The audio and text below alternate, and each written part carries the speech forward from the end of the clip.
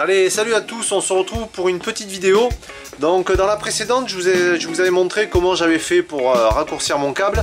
Donc certains m'ont dit qu'ils avaient dissocié ici directement le micro, là derrière, pour pouvoir refaire les contacts par la suite à l'arrière du micro. Mais voilà, chacun après a sa méthode et sa technique, hein. Chacun fait comme il veut.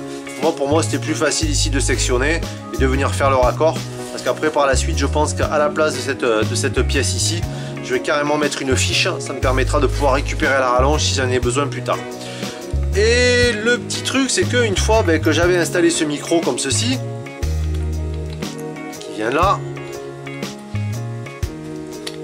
je me suis posé la question, c'est con mais là comment je fais là? Je vais pas le laisser en vrac comme ça traîner autour du boîtier. Je pensais le mettre derrière, essayer de faire une pièce comme ceci pour pouvoir le maintenir. Bon, j'ai galéré, je me suis dit ah là là c'est pas possible, comment je vais faire? Et en fait ce que j'ai fait, j'ai modifié ma patte d'origine. Donc je vais vous montrer. Ça c'est une patte d'origine que je fabrique. Et en fait j'en ai fait une légèrement plus longue. Je sais pas si vous voyez. Il n'y a pas beaucoup, hein. En fait je l'ai juste modifié pour ajouter, c'est-à-dire l'épaisseur du câble. C'est-à-dire elle va venir comme ceci. Là. Vous voyez? Et du coup quand on va venir enfiler la fiche, et bien en fait ça va maintenir le micro bloqué.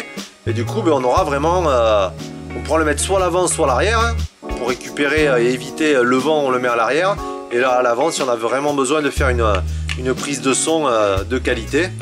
Donc du coup il s'emboîte comme ça. Il est un petit peu difficile sur le deux pattes parce qu'en fait c'est pas très large. La GoPro est beaucoup plus large entre les deux axes, de pas grand chose, hein, mais ça y va quand même. Alors on va y aller doucement, voilà. Hop, là j'ai plus qu'à mettre la vis. C'est pas facile hein, avec la caméra devant, j'ai pas trop l'axe. Voilà. Donc là on vient serrer. Bon, je vous fais ça vite fait, hein, pour montrer juste le concept.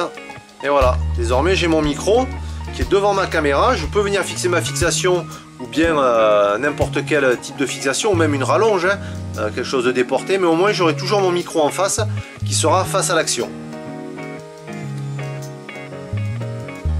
Voilà. Donc on va rajouter cette patte sur notre site, hein. Je pense que ça risque d'intéresser certaines personnes, hein. On a toujours gardé le petit clip pour le micro cravate, mais là vraiment on a un micro qui est intégré, un petit fil qui dérange pas trop et qui gêne pas, et du coup maintenant on peut vraiment réaliser de belles prises vidéo et des prises de son correctes, quoi, qui vont nous permettre vraiment de pouvoir travailler le son sur la vidéo sans avoir le souffle ou des bruits un peu bizarres, quoi. Donc voilà pour cette petite présentation rapide et efficace. Sur ce, je vous souhaite une très bonne journée à tous et puis on se retrouve, hein, comme à chaque fois pour de prochaines vidéos. Ciao.